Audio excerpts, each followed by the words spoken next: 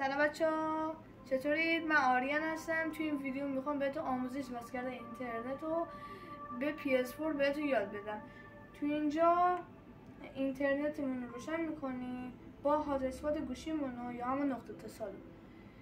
بعدش اون رو نگه میداریم که مثلا اینجا ببینیم رمزش چیه. خب حالا الان میریم اینجا،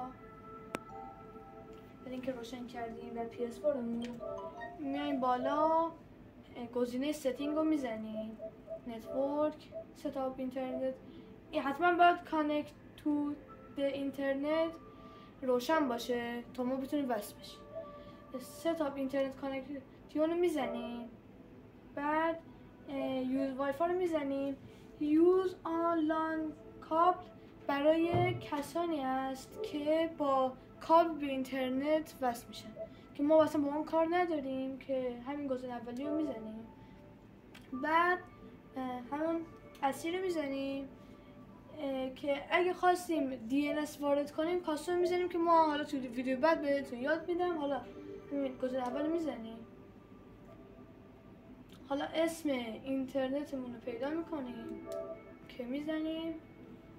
حالا اگه اولین بار میخواستین وصل بشین ازتون رمز رو میپرسه که بهتون گفتن چجوری باید پیدا کنید رمزتون رو، که وارد میکنید و میتونید وصل شید. من گفتم چکینگ نتورک اینترنتینگ ستینگ آپدیت. خب میزنید تست اینترنت کانکتور رو میزنید که ضبط رو میزنید.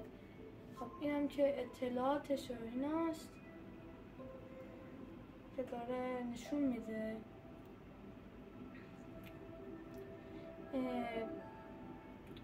اینم بهتون بگم که حتما باید یه اکانت PSN داشته باشید تا بتونید اینطوری راحت از اینترنت استفاده کنید، که قراره توی ویدیوهای بعدی بهتون آموزش اونم بدم.